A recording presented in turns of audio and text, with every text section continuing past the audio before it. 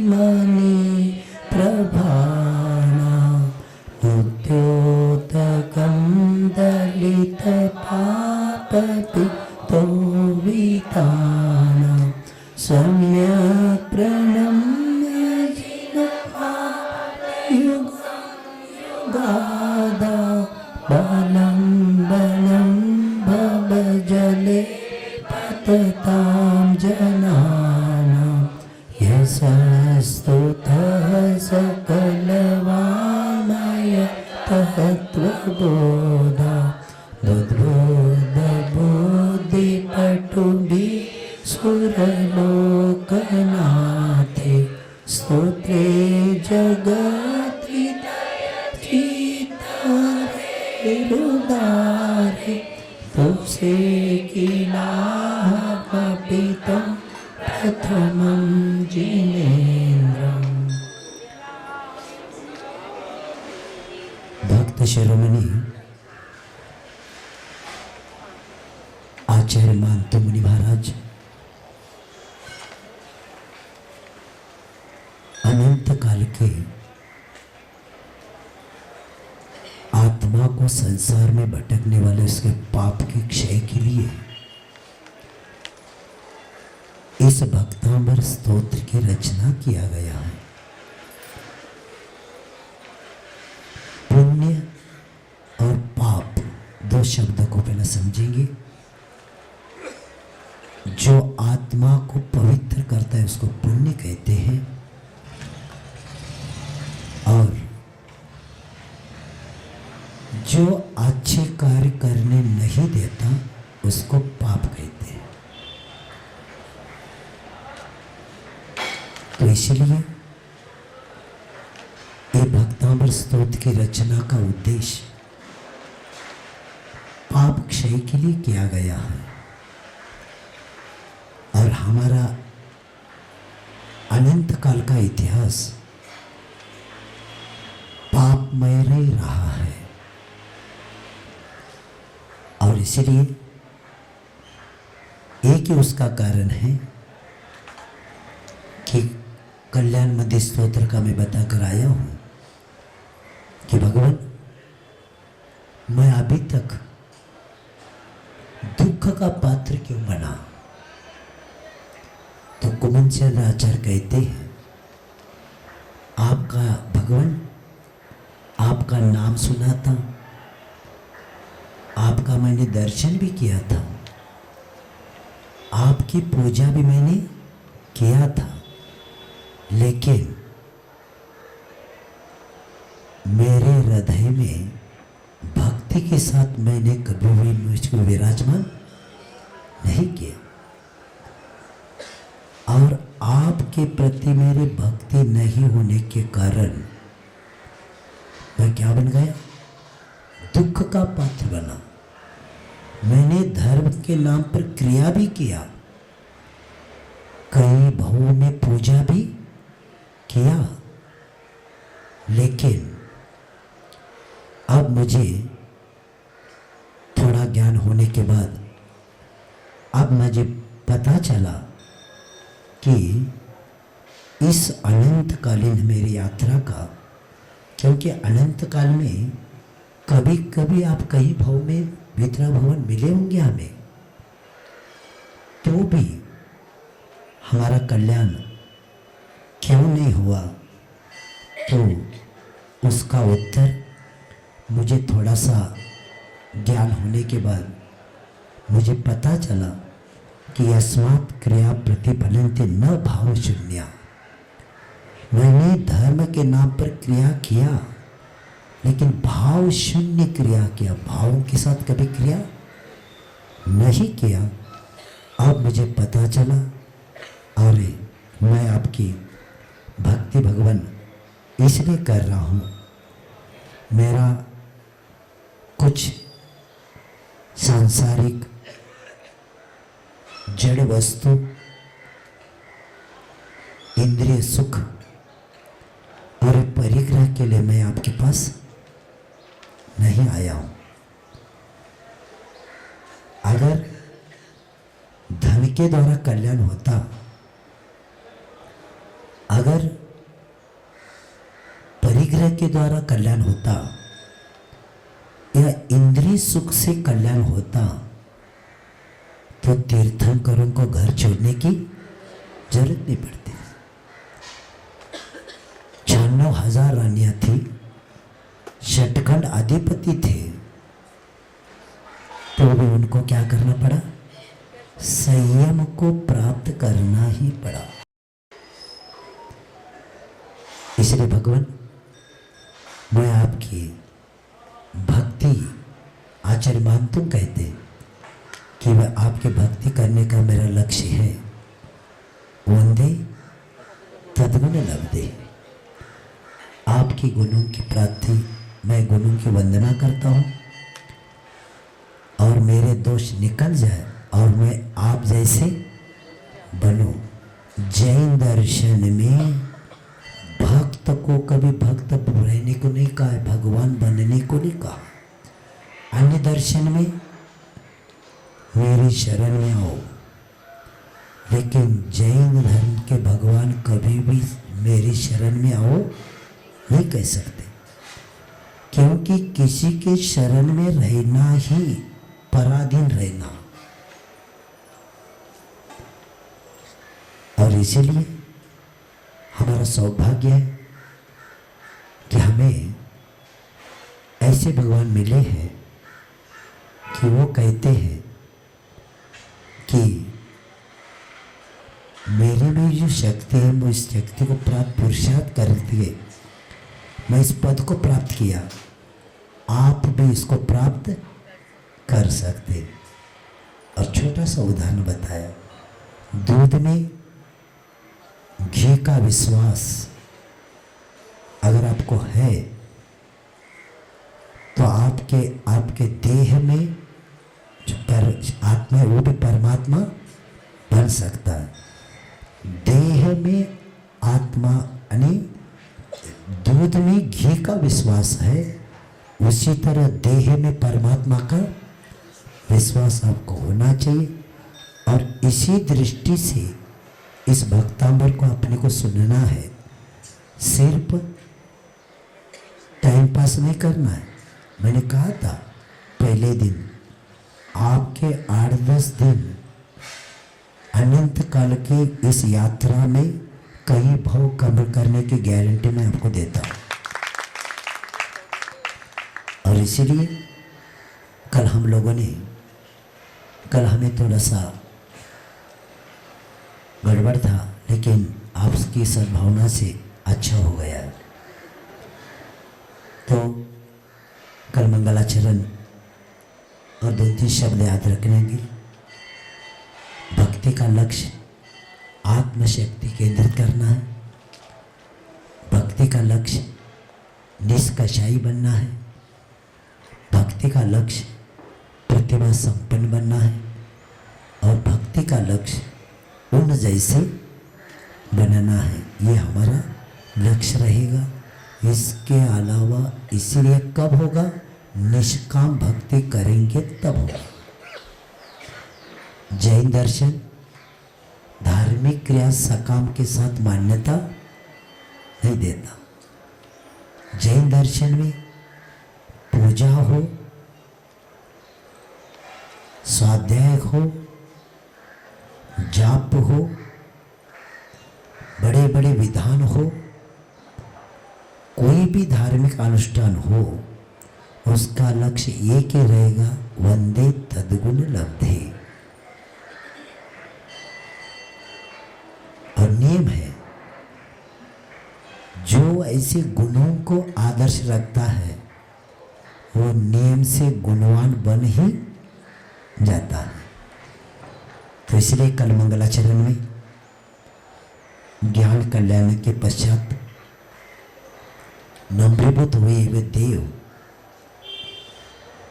देवों का समूह भक्तांबर प्रणत मौली मुनि प्रवाह, उन देवों का समूह सर्वज्ञ को, किसको?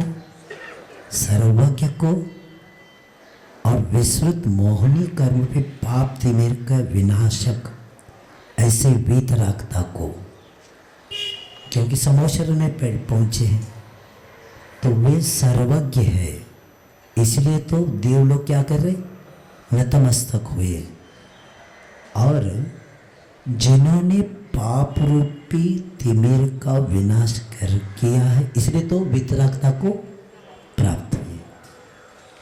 और जो पाप रूपी तिमिर का नष्ट करते हैं वे नियम से निर्दोषी आत्मा निर्दोषी बनता है। और निर्दोषी आत्मा कैसी होती, वितराग होती है। और नियम है ऐसी निर्दोष आत्मा ही भाव समुद्र में डूबने वालों के लिए तारने के लिए हितोपदेशी बनते हैं। शब्द याद रखेंगे, निर्दोष देव है इसलिए वचन भी निर्दोष रहेंगे। इसलिए कोई व्यक्ति आपने को बताता है ना, वो ऐसे बता रहे थे आपके बारे में, पहले बताते कौन ना, अरे वो तो झूठ बोलता है।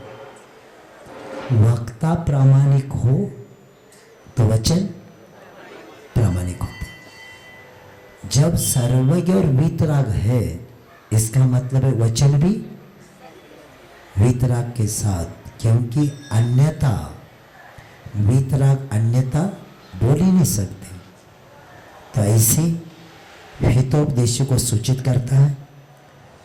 और सर्वज्ञ वीतराग हितोपदेशी आदि जिन चरण कमलों को नमस्कार करके अब मैं भी उन जगत पूज्य की भी स्तुति करूंगा। किसकी स्तुति करूंगा? जगत पूज्य है, शब्द याद रखेंगे।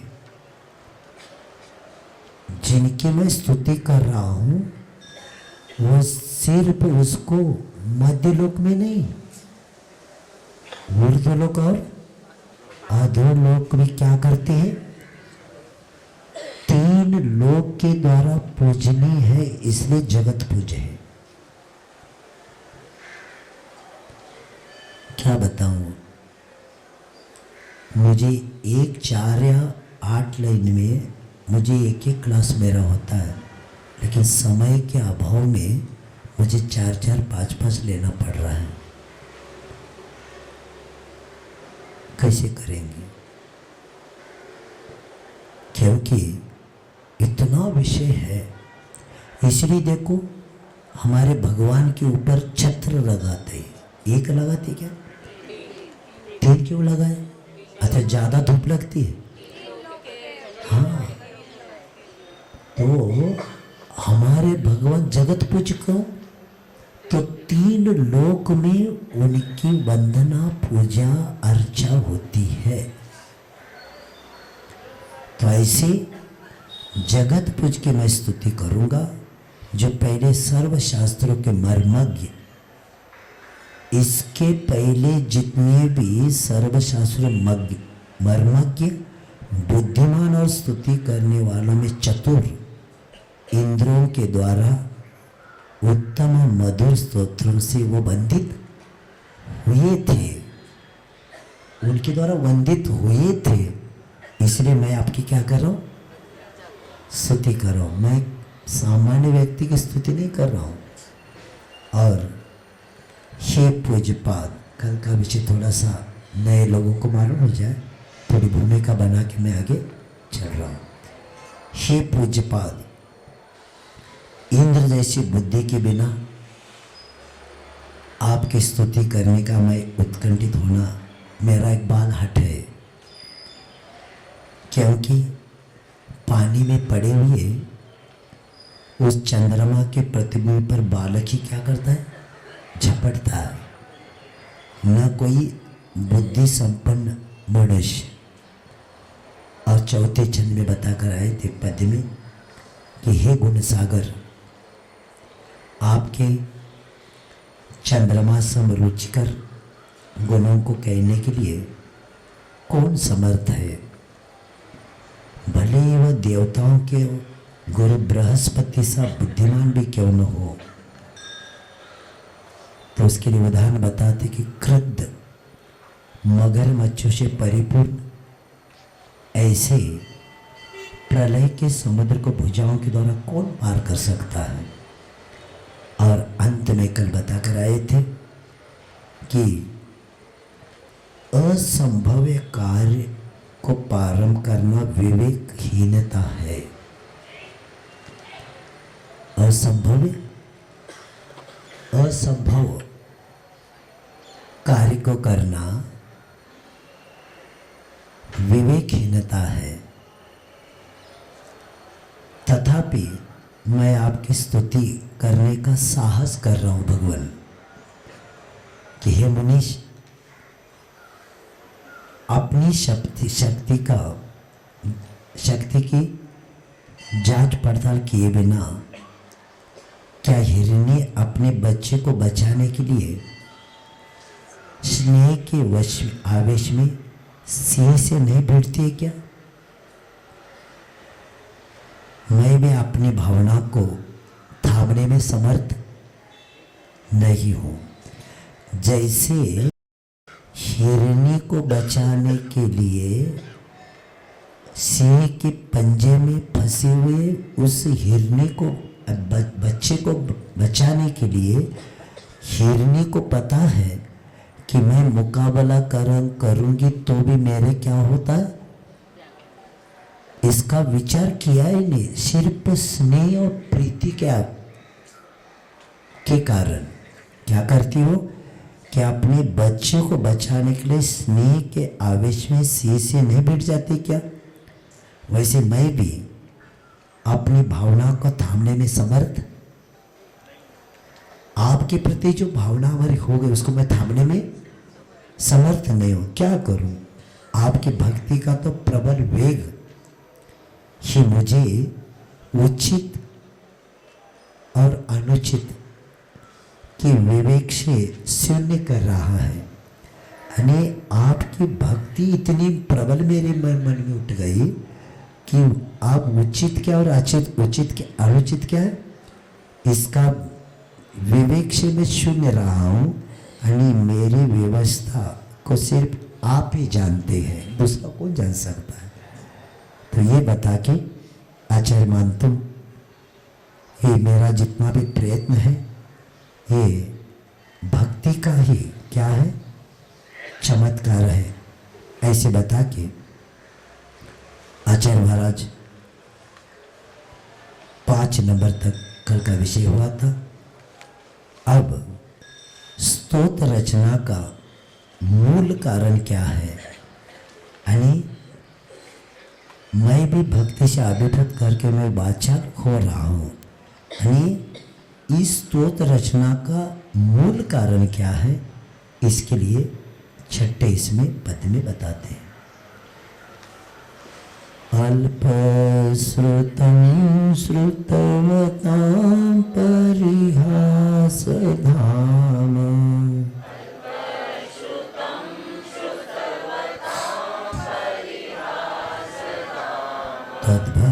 तद्भक्तिरेव मुखरी कुरुते बलामा।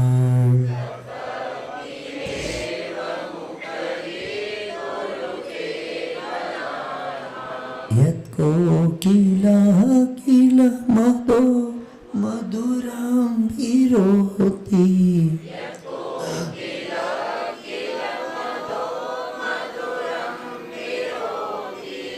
चाम्र चारु कलिका निकरे कहे तुम।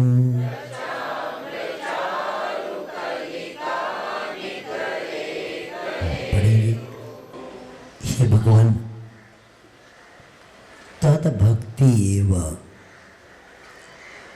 आपकी भक्ति ही मुझे क्या करती है, अल्पश्रुतम अल्पज्ञ अश्रुतवताम परिहासदाम। यानी अल्पज्ञ एवं विद्वानों के हास्य को पात्र बलात् यानी हठ पूर्वक होने की संभावना है, लेकिन मुझे विश्वास है कि वसंत ऋतु में ही क्या करता है कोयल, क्या करता है, कोयल वसंत ऋतु में क्या करता है? आणि यत मधुरम, आणि जो मीठी विरोध यानी ध्वनि, उच्च ध्वनि करता है। देखो कोयल के पास अन्य ऋतु में भी आवाज होता है, लेकिन अन्य ऋतु में कोयल का आवाज सुनना और बसंत ऋतु में सुनना, दोनों में क्या है? बहुत अंतर है।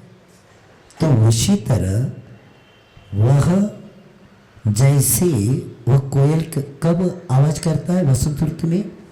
आम्र चारु कलिका निखरे के हेतु, यानी केवल आम्र वृक्षों पर लगे हुए सुंदर उस जो गुच्छे होते हैं ना, आम्र के गुच्छे होते हैं ना, वो बोरों के गुच्छों के कारण ही क्या करता है? वो कोयल आवाज करता है। क्या मैं बताना चाहता हूं कि अन्य समाज में भी, मैं विषयांत नहीं हो रहा हूं, मैं महाराष्ट्र में एक गांव में एक क्लास लगा था। तब उसी गांव में नवरात्र में शंकराचार्य आए थे। तब किसी ने बताया कि ये हिंदू जैन समाज के बहुत आदर्श पुरस्कार वाले शिक्षक है, तो उनका परिचय करके दिया। और वो विद्वान थे, कई व्याख्यान हो तो सुनने के लिए जाते थे, तो परिचय करके दिया। कहा उनको कि आप भक्तांबर स्तोत्र बोलते हैं क्या? किसने पूछा? उस शंकराचार्य ने। तो उन्होंने कहा नहीं बोलते। अरे भैया, ये भक्तांबर के अलावा संसार में इतना अच्छा स्तोत्र है ही नहीं। कौन? एक अजैन कहते हैं, इसलिए मैंने बताना पड़ा। यानी भक्तांबर स्तोत्र जैसा मैंने पहले दिन बताया था कि प्रत्येक शब्द मंत्र का काम करता है, यानी एक खजाना है। और देखो भक्तांबर का पाठ हर रोज करेंगे ना, मानसिक, शारीरिक, बौद्धिक सब विकार चले जाते हैं।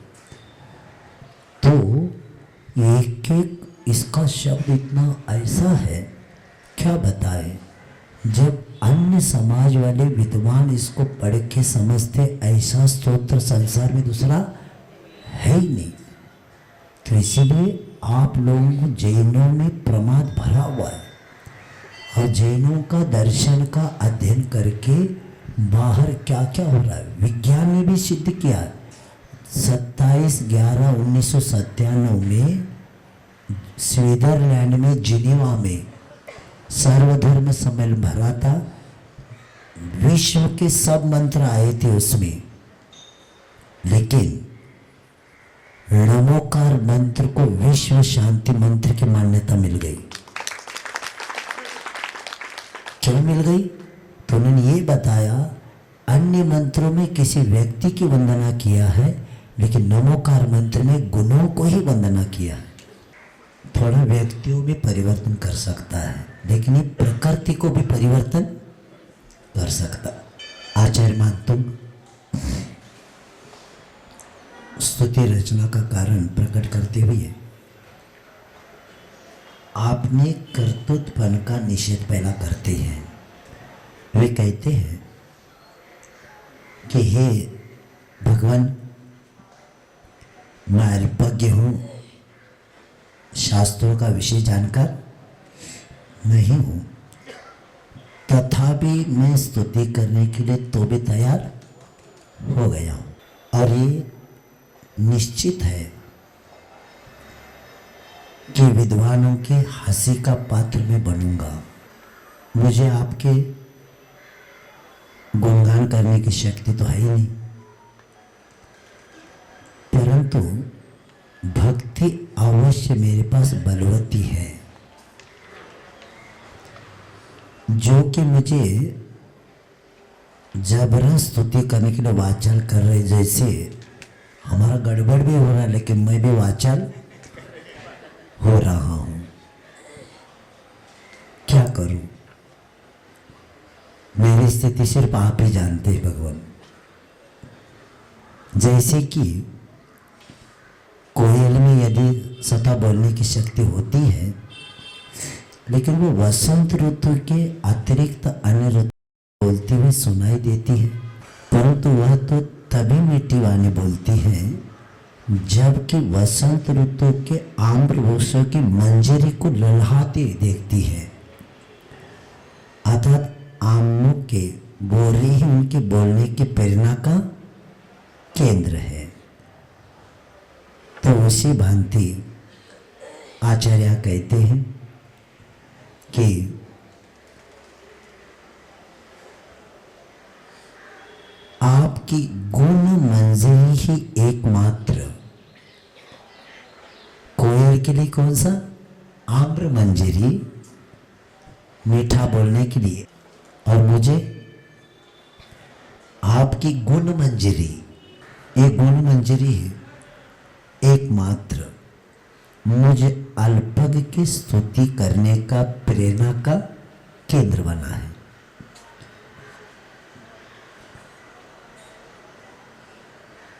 देखो, आचार्य मानतुंग मति ज्ञानावरण और सुत ज्ञानावरण के क्षोभन से तारतम्यता के अनुसार ही कोई भी अपनी भावना व्यक्त शब्दों में व्यक्त कर सकता है। लेकिन आचार्य मानतुंग अपने लघुता प्रकट करते हुए कहते हैं कि मुझमें मति ज्ञान का क्षोभन तो अल्प है। क्या है? मति ज्ञान का क्षोभन अल्प है, साथ ही श्रुत ज्ञान का भी विकास भी अत्यंत अल्प है। श्रुत ज्ञान में अत्यंत अल्प है और इसमें थोड़ा सा मति ज्ञान का है, क्योंकि तीसरे पद में बता कर आए थे बुद्ध्या विनापि। क्या कहा था?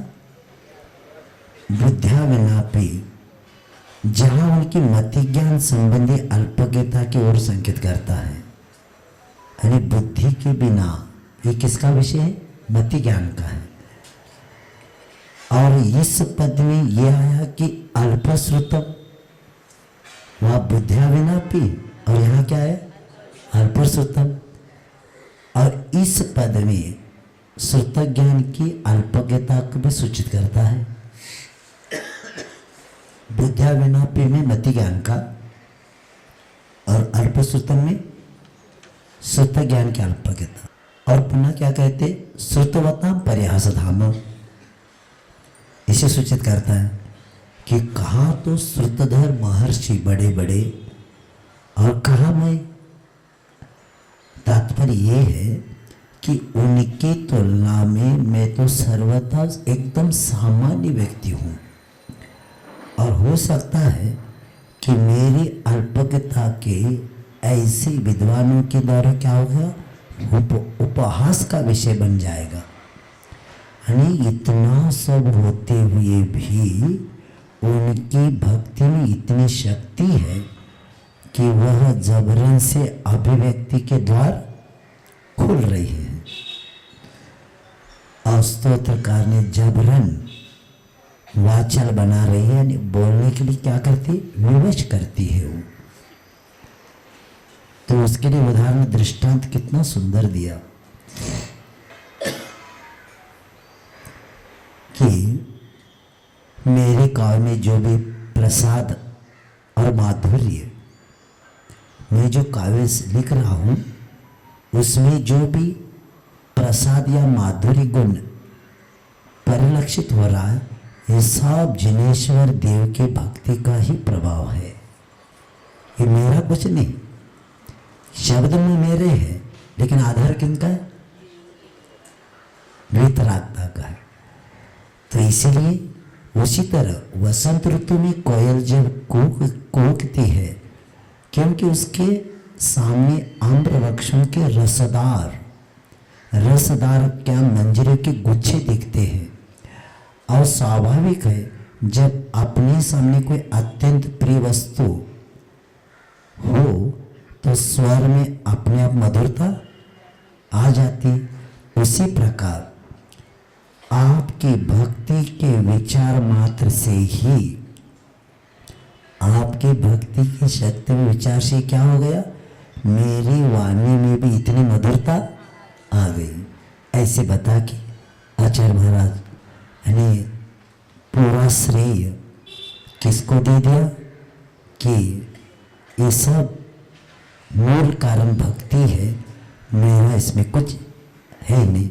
ऐसे करते हुए अब आगे कहते हैं कि आपकी मैं जो स्तुति करने जा रहा हूँ, देखो अभी भी भक्तांबर की स्तुति यानी भक्त की यानी भगवान की स्तुति अभी प्रारंभ नहीं किया, भूमिका बनाया जा रहा है। यानी भूमिका बनाते तो ऐसा लग रहा है अब भक्ति शुरू होने के बाद क्या होगा। तो अब कहते हैं भगवान आपकी उत्तम स्तुति पापनाशिनी है। तो इसके लिए 7 नंबर में बताते तत्संस्तवेन भव संतति सन्निबद्धम्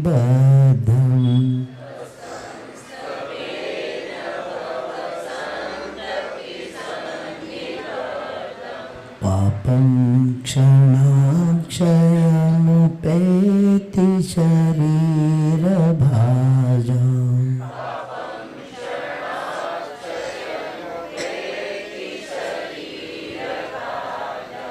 आक्रांत लोकमलिनीलमशेषमाशु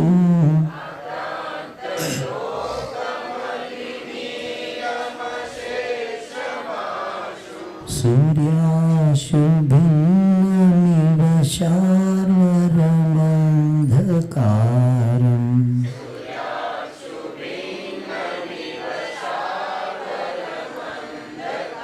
आवाज से आपका आवाज अच्छा आएगा, बोलिए सब। हंसता हंसता वे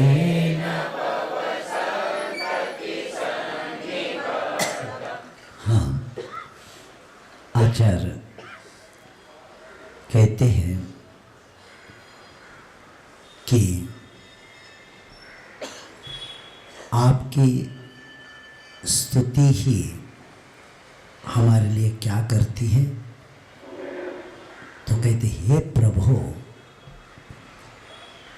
तद शरीर भाजाम, यानी देहधारी जो हम संसारी, देहधारी को जो भी जन्म मृत्यु के साथ संबंध है वो देहधारी ही है। संसारी मुक्ताश्च सूत्र आता है। संसारी यानी चतुर्गति के सब संसारी लेना, और जिनका शरीर छूट गया है अशरीर ऐसे सिद्ध भगवान मुक्त आत्मा अरिहंत और सिद्ध। तो शरीरधारियों का भव संतति यानी जन्म परंपरा से दृढ़तापूर्वक बांधा गया है पाप। हमारा जीवन पापमय और इतना दुखमय रहा है, उसका एक ही कारण है, हमारा संबंध कर्म से रहा है, धर्म से नहीं रहा।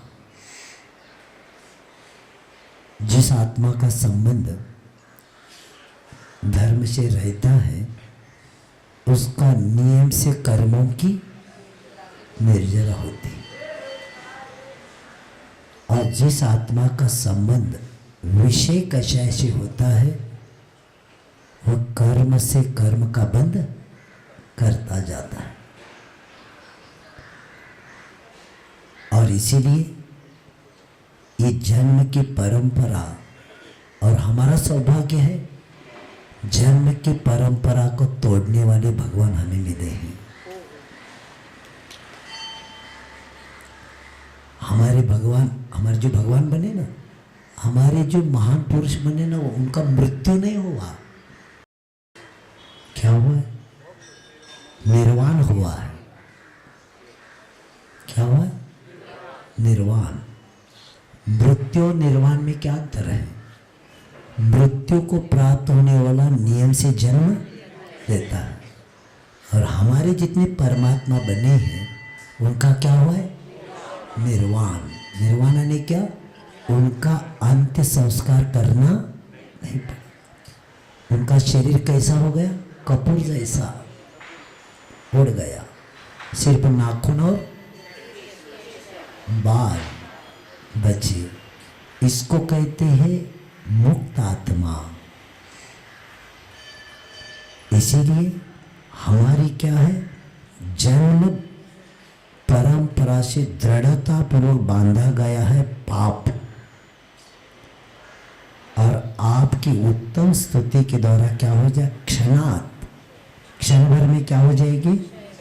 क्षय। कैसे हो जाएगी? कितना सुंदर उदाहरण होता है। वो बताते, आशु सूर्याशु भिन्नम, सूर्य किरणों के द्वारा तत्काल नष्ट हुए क्या होगा?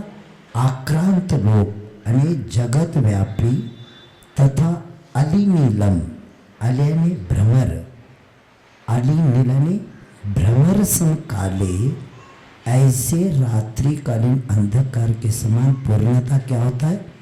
विनाश को प्राप्त होता है। आमोशा का अंधकार, कौन सा? अमावस्या का अंधकार भी किसके द्वारा नष्ट होता है? नहीं, छोटी सी नाली में आ जाए सूर्य की तो क्या हो जाता है? तुरंत होता है। तो उसी तरह आचार्य हम बताते हैं कि इस पद में भगवान की भक्ति का फल आचार्य महाराज मानतो महाराज जी के द्वारा निरूपित किया गया है कि संसारी जीव निरंतर मिथ्यात आविरति प्रमाद कषाय योगों के द्वारा पापाश्रव करके कर्म बंध में बंधता रहता है। मिथ्यात्व, आविरति, प्रमाद, कषाय और योग, इन्हीं के द्वारा सदा पापाश्रव करता रहता है। एक क्षण नहीं है कर्म का बंध हम नहीं करते, सदा कर्म का बंध करते हैं। उदाहरण चाहिए तो सिद्धांत चक्रवर्ती नेमिचंद्र आचार्य महाराज जी ने कर्म कांड में एक शब्द लिखा है,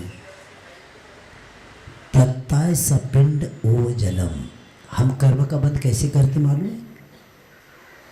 सिद्धांत नहीं आता तो भूल जाओ, इतना याद रखना, तपा हुआ लोहा पानी में रखते लोहा क्या करता है? पानी, अगर लोहा कम तपेगा तो पानी कम खींचेगा, जितना लोहा तपेगा उतना पानी खींचेगा, जितना कषाय करेंगे उतना कर्म का, इतना याद रखना। बाकी का उदय विच्युति प्रकृति अनुभव वो बाद का विषय है। आपको कषाय आ गया, विषयों से आप प्रभावित, आसक्ति हो गई, तो जितनी आसक्ति जितना कषाय उतना कर्म का प्रकृति स्थिति और अनुभव, प्रकृति प्रदेश स्थिति और अनुभव। इसलिए सावधान हो जाना। बहुत डर लगता है कभी कभी, इसलिए कभी कभी हम लोगों को लगता है क्या करना, दीवार के ऊपर मुख करो, शांति से बैठो, क्या करना, आहार करो, ध्यान करो, क्या करना, लेकिन आपको दुखी देखना हमें अच्छा नहीं लगता।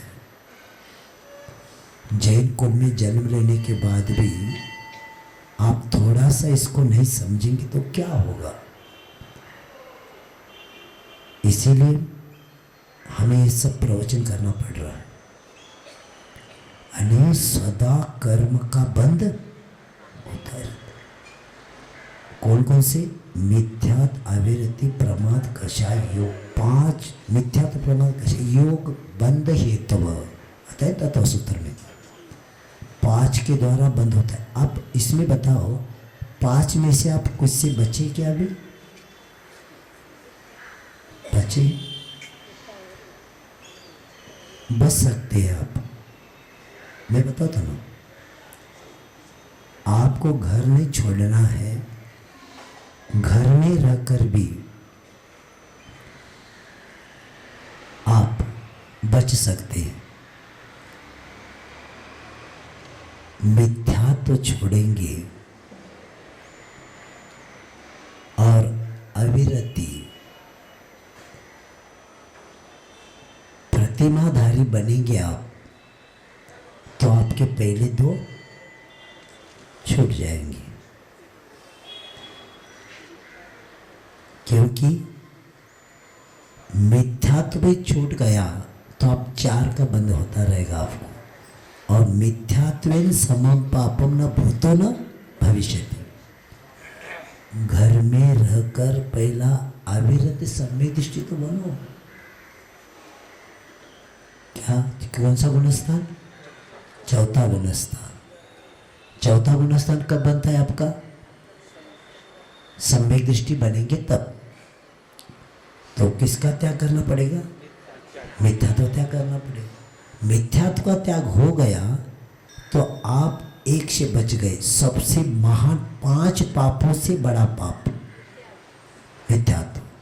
और शांति सागर महाराज जी का अंतिम उपदेश सुनो। मिथ्यात्व त्याग केल्या बिना आत्म्याचं कल्याण होणार नाही बाबांनो। सबसे बड़ा पाप है। और जैन कब बनता है? जब मिथ्यात्व त्याग करता है तब। क्योंकि जैनत्व को प्राप्त करने के लिए सम्यक दर्शन अनिवार्य है, आवश्यक नहीं। सुनो इस सेंटेंस को, जैनत्व को प्राप्त करने के लिए सम्यक दर्शन आवश्यक नहीं, अनिवार्य है। आप उसके बिना कर्म निर्जर का पात्र बनते ही नहीं। तत्वा सूत्र के 90वें अध्याय में 45 नंबर का सूत्र है। असंख्यात गुणी निर्जरा कहाँ से प्रारंभ होती है? सम्यक दृष्टि, श्रावक, वीरतानंद, वियोजक, क्षपको, क्षमको, क्षपक, क्षीण, असंख्य गुण निर्जरा। कहाँ से निर्जरा होती है कर्मों की?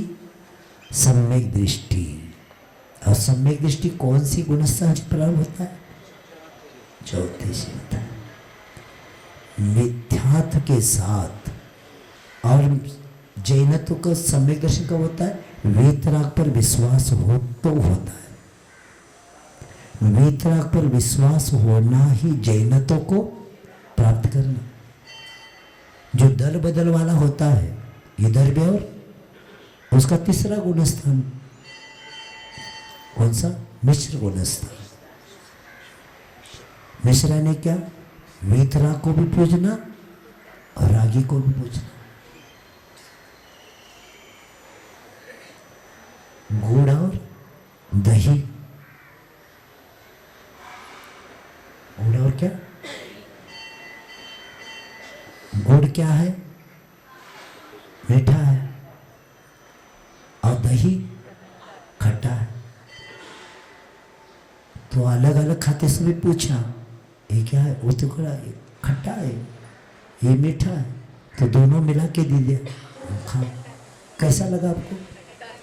नहीं, एक बताना पड़ेगा।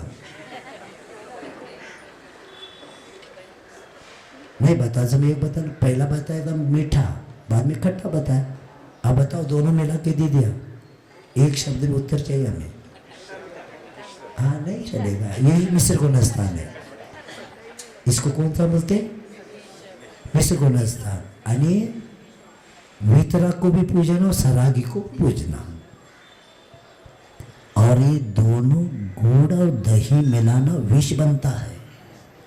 उसी तरह मिथ्यात्व भी आत्मा के लिए विष है।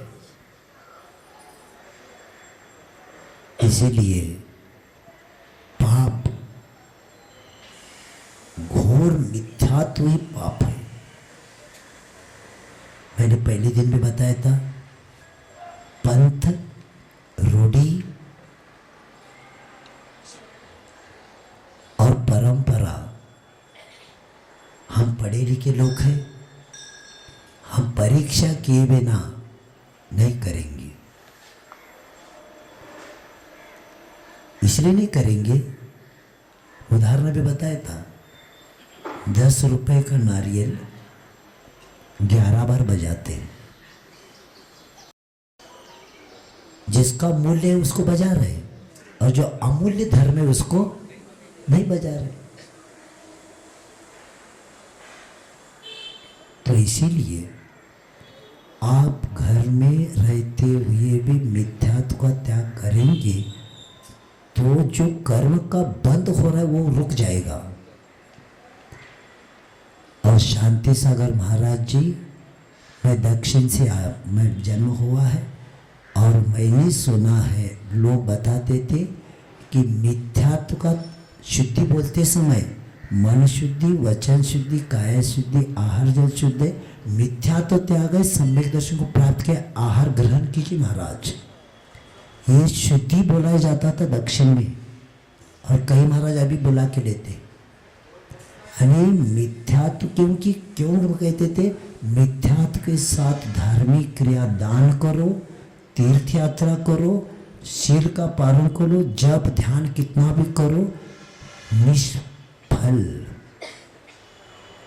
उदाहरण क्या बताए? सम्यक कौमुदी में बताया, तुम कितनी भी तीर्थ यात्रा करो, कितना भी दान दे दो, कितना भी शील का पालन करो, और कितनी भी धार्मिक क्रिया, पूजा अनुष्ठान करो, क्रिया निष्फल। क्यों बताया?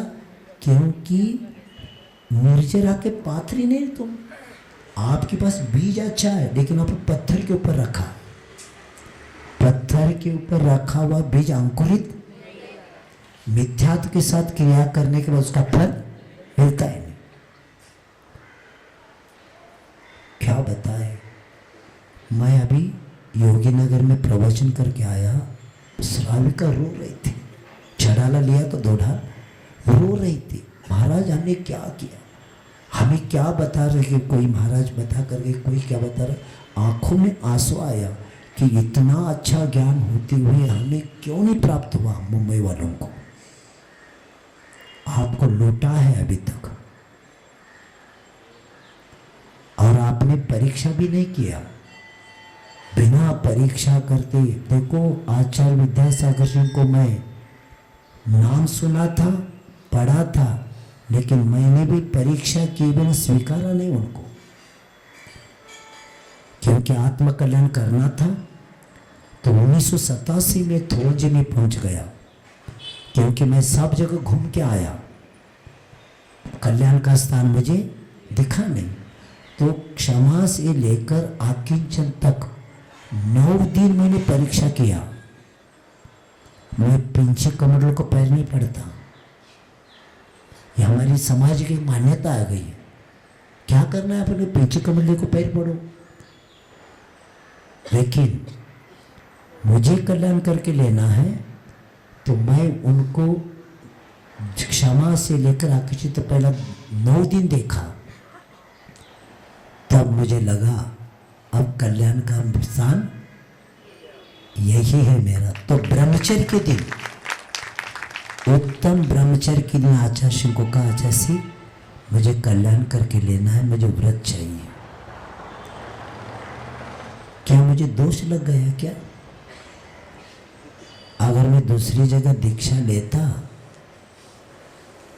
तो मैं यहाँ नहीं बैठता, और मैं इतनी डंके की चोट में बोल भी नहीं सकता। इसीलिए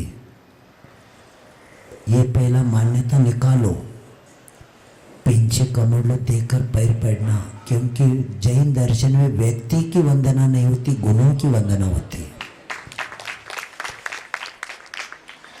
रत्नत्रय की वंदना होती है, रत्नत्रय प्राप्त करने के लिए होता है। कर्मों की निर्जरा का स्थान वह होता है कि जिनके पास गुण हो तो हमारी निर्जरा होगी। जो खुद परिग्रह के साथ है, जो खुद आगम के विरुद्ध चलते हैं, क्या उनकी वंदना करने से पुण्य मिलेगा? क्या कर्मों की निर्जरा होगी? नहीं होगी। इसलिए आचार्य संबंधपत्र महाराज देखो, जब वो कह रहे थे पैर पड़ो राजा, जब बताए मैं जैन हूँ, जैनवादी हूँ, अंदर खाते थे तो सब रखा हुआ, पैर पड़ो। मैं नहीं पैर पड़ सकता, नहीं पढ़ना पड़ेगा, क्योंकि जैन वीतराग के बिना किसी को पैर सम्यक दृष्टि पड़ता है नहीं। तो कहते नहीं, तो उन्होंने कह दिया मैं पैर पड़ मुझे सहन नहीं कर पाएगा सामने वाली वस्तु। तो राजा को और कुतूहल हो जाता है, ऐसे क्यों कहा जा रहा है? तो कहते हैं हाँ अब तो पैर पड़ना पड़ेगा, नहीं तो सिर छेद करेंगे। तब स्वयंभू स्तोत्र की रचना करते हैं और 8वें भगवान की स्तुति में वंदे शब्द आता है, वंदे करते फटकर उसमें चंद प्रभु। यह है सम्यक दृष्टि का लक्षण। हर तुम्हारा माथा अमावस्या को नारियल जैसे फोड़ते हैं ना, सब जब फूटता है, इसलिए तो इसका कीमत है नहीं। इसका मराठीत एक कहावत आहे, कुठं डोकं टेकवायचं त्याला पण डोकं पाहिजे। कहीं पर नारियल फूटता है ना, कहीं पर फोड़ना नहीं फोड़ना, इसलिए तो कर्मों की निर्जरा नहीं हो रही है। यानी कहाँ नमस्कार करना, इसका भी विवेक चाहिए, और विवेक के लिए स्वाध्याय होना चाहिए। स्वाध्याय के बिना विवेक आता है,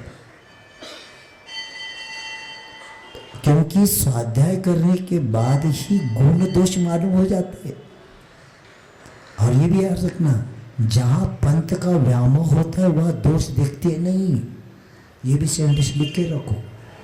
जहाँ पंथ का व्यामोह होता है वहाँ दोष अपने पंथ के महाराज है, अपनी है वो, अपना राजा दूसरा सा, और अपने सब अच्छे है, गलती करते हुए भी चलते नहीं। जैन धर्म में साधु पंथ के साथ नहीं चलता, आगम पथ के साथ चलता है। तो ये मिथ्यात्व अविरति प्रमाद कषाय योग, इसी के द्वारा तो पापासुर हो रहा है, और इसीलिए हमारी आत्मा दिनों दिन कर्म के बंधन में बंधता जा रहा है। इसलिए सावधान हो जाइए आप लोग, क्योंकि कर्म बंधों से जन्म जन्मांतरों तक चतुर्गति में परिभ्रमण करना है। पंचास्ती काय में आचार्य कुंद बहुत अच्छी बात बताते हैं। एक गति है, गति से गत्यांतर कौन लेके जाता है? अब यहाँ हमारा मरण हो गया, मरण होने के बाद अब हम पंचम काल में हैं। अब हमारा मरण होने के बाद, क्योंकि मुनि महाराज भी अब निर्वाण यहाँ से तो प्राप्त नहीं कर सकते, विदेह क्षेत्र आदि कर सकते। अब यहाँ से वो मरण हो गया, जिसके पास परिक्रम बहुत है, आरंभ है, वो उस जीव की तो इच्छा नहीं जाने की, लेकिन कौन लेके जाता है? नरक। आरंभ ज्यादा परिग्रह जिसके पास है वो नरकायु का बंद किया, तो उसको, उस जीव को नरक में कौन लेकर गया? वो कर्म। मायाचार किया तो तिरंज में चला गया, कौन लेके गया? आत्मा गया क्या? कर्म लेकर गया। तो उसी तरह आचार्य कहते गति से गत्यांतर जाते ही जिस गति में जाएंगे वहां का शरीर मिलेगा। एक इंद्रिय शरीर की पंचेंद्रिय कोई भी, तो गति से गत्यांतर जाते ही शरीर मिलता है, शरीर मिलते ही इंद्रियां मिलेगी। शरीर है तो इंद्रिय रहित कोई भी है ही नहीं। और एक इंद्रिय में कम से कम कितने प्राण रहेंगे? 4 प्राण रहेंगे। और पंचेंद्रिय में 10 प्राण रहेगी, तो उस प्राण के साथ जो इंद्रियां मिलेगी, तो इंद्रिया के साथ विषय मिलेंगे। एक इंद्रिय में कितने विषय?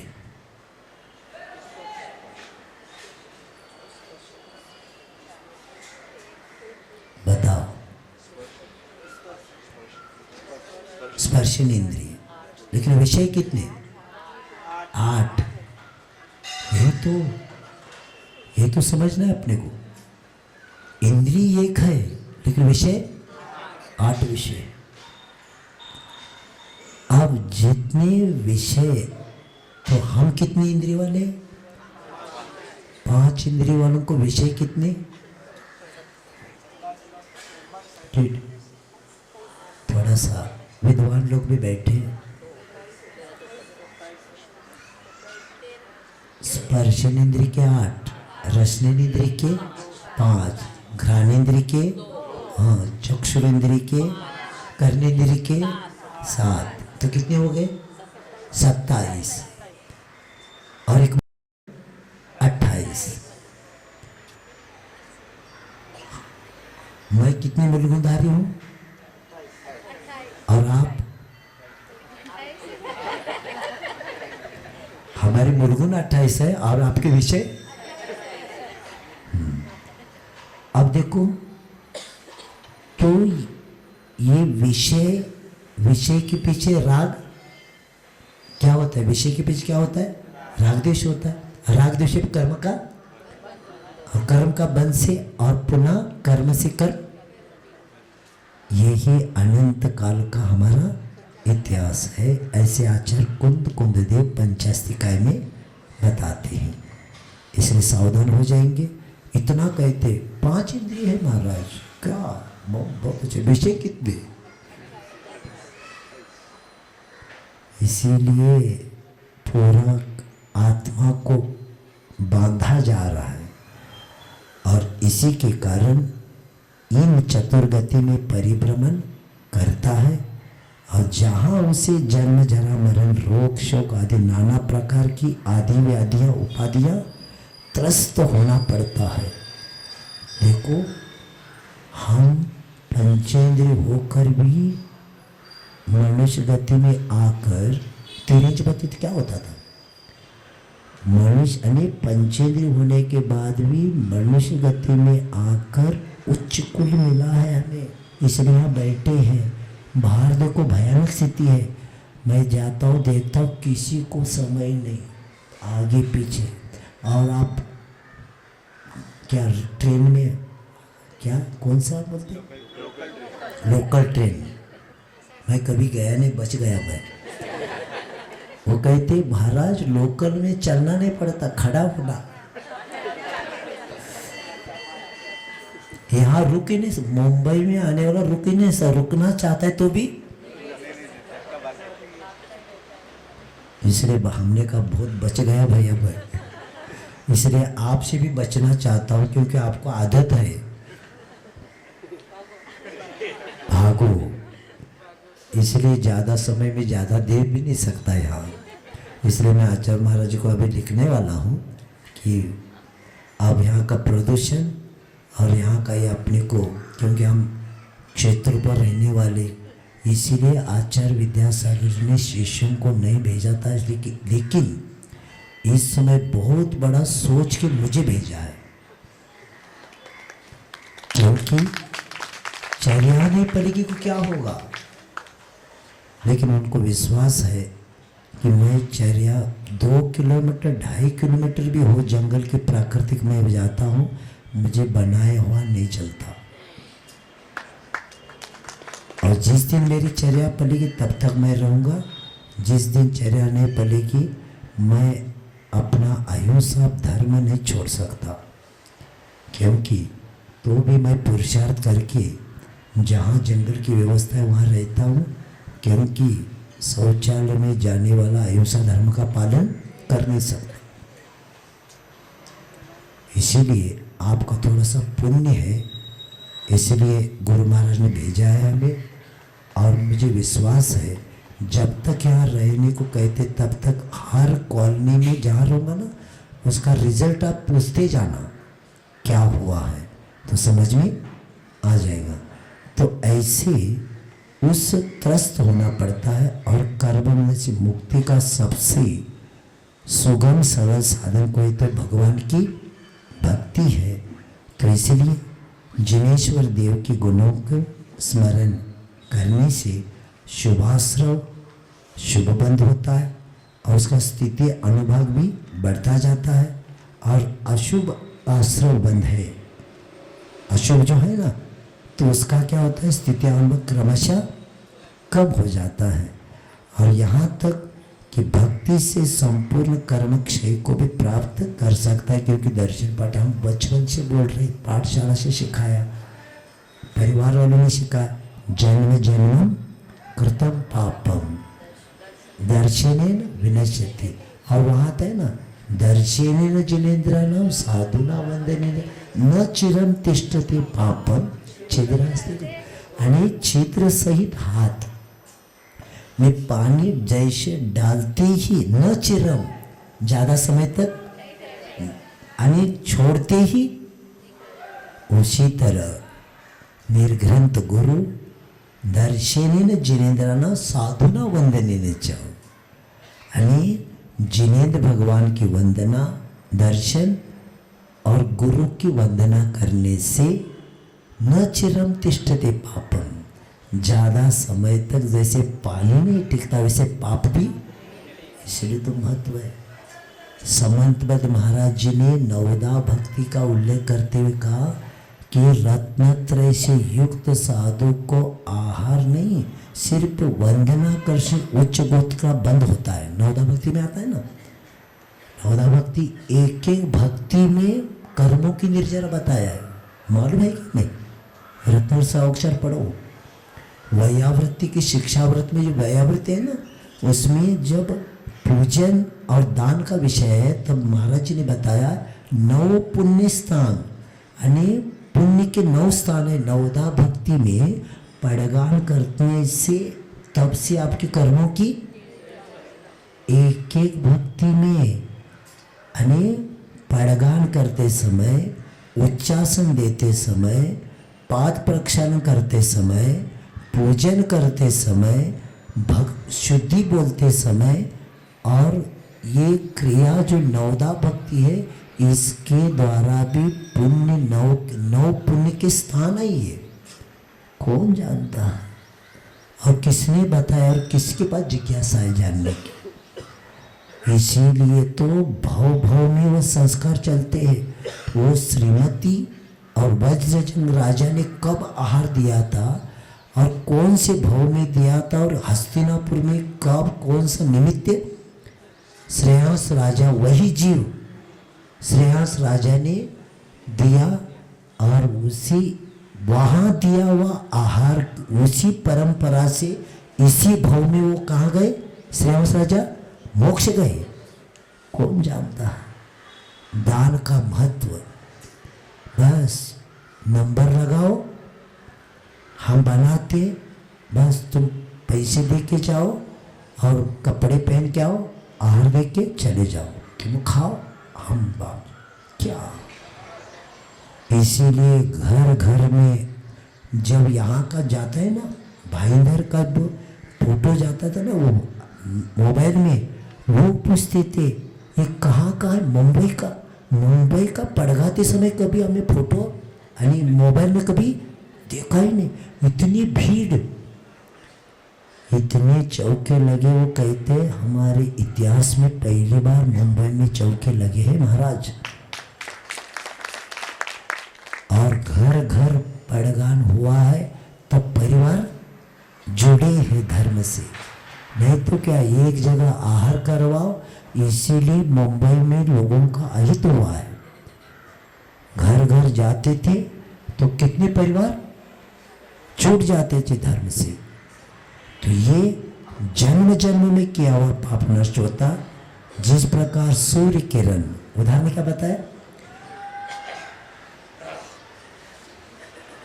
आक्रांत लोक मलिनेन सूर्याशु भिन्न चारवरम अंधकारम, यानी यही है ना।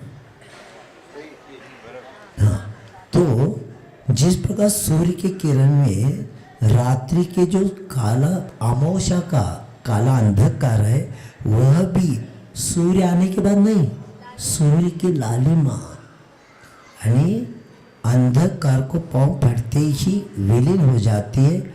उसी प्रकार आपके दर्शन स्मरण रूपी सम्यक की किरण मिथ्यात्व रूपी अंधकार को नष्ट कर देती है। यानी मानव हृदय में जब आपके, देखो मिथ्या तो हमारा कब निकलता है मालूम है कि ऐसे वितरक भगवान के आदर्श गुणों का आलोक प्रकाश, हमारे हृदय में मिथ्यात्व का अंधकार है, तो मिथ्यात्व का अंधकार कब निकलेगा? जब वितरक भगवान के आदर्श गुणों का आलोक भर जाएगा, तो कलमाश रूपी मिथ्यात्व रूपी अंधकार वहां ठहर कैसे सकता है? क्योंकि एक म्यान में दो तलवार कभी रहती क्या? यह सम्यक तो रहेगा या मिथ्या तो रहेगा। दोनों कहेंगे ये हमारी परंपरा, तुम्हारा दो तलवार नहीं बैठेगी, एक ही बैठेगी। यह सम्यक दर्शन रहेगा या मिथ्या तो रहेगा। क्योंकि मिथ्यात्व तो तभी तक था जब तक हृदय में जिनेंद्र भगवान का प्रखर प्रकाश नहीं था, और मानव हृदय में जिनेंद्र देव के गुण का प्रकाश होते ही उसमें छुपे हुए समस्त सांसारिक पाप क्या होते? तुरंत समाप्त हो जाते। और इसीलिए तो भक्त आत्मविभोर होकर निरंतर सोचता है, अनंत अनंत संसार संतति छेद कारणम जिन राजपादांबुज स्मरणम शरण मम। यानी अनंत अनंत संसार की संतति का उच्छेद करने वाला है तो बस जिनेंद्र भगवान के चरण कमल। और क्षत्र चूड़ामणि में कहा है, देवादि देव की समीपता ही कार्य सिद्धि का कारण है। जिनेंद्र भगवान की समीपता ही कार्य सिद्धि का कारण है, क्योंकि वे मंगल है तो हमारे जीवन में दंगल होगा ही नहीं। और जो अमंगल है, मंगल कितने हैं? अरिहंत मंगल, सिद्ध मंगल, सावन मंगल और केवट में धर्म, ये चार ही मंगल है। ये चार को छोड़ के गएगी, आप दूसरे को गए ना तो जीवन में दंगल ही होगा, कभी भी मंगल नहीं हो सकता। और ऐसे अर्थात जिनराज के स्मरण ही अनंत संसार की परंपरा को क्या करने वाला है? नाश करने वाला है, ऐसे बताया। और अब आगे, क्योंकि आपका अभी 10 मिनट विशेष समय नहीं, क्योंकि मैं आज ज़्यादा बोला, आज ठीक था इसलिए, लेकिन मेरे कहने 4-5 रोज करना पड़ेगा। हाँ, अब 8 बार लेंगे, एक लेंगे और बंद करेंगे। अब आचार्य कहते हैं कि स्तुति की प्रस्तावना कर रहे हैं। क्या करें? भक्तांबर स्तोत्र की स्तुति का प्रस्तावना। अब यहां से प्रस्तावना शुरू हो गई। अभी तक सिर्फ भूमिका बनाया जा रहा था। तो अब आचार्य कहते हैं कि भगवान की स्तुति करते हुए कहते हैं कि ये स्तुति आपकी होने के कारण, शब्द मेरे हैं लेकिन स्तुति हमने किसके किया? आपके किया। तो होने के कारण मुझे विश्वास है कि मन मोहक सबको लग जाएगी। इसीलिए प्रभु की प्रभुता का प्रभाव क्या है इसलिए बताते हैं। मत्वेति नाथ तव संस्तवनं मयेद।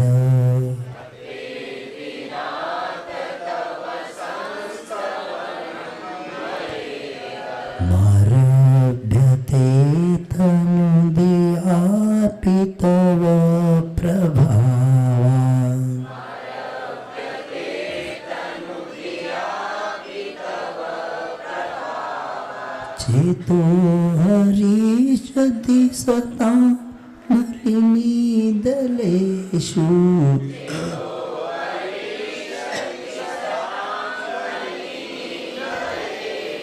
मुक्ता फलादुतिमुपैति ननोदबिन्दु।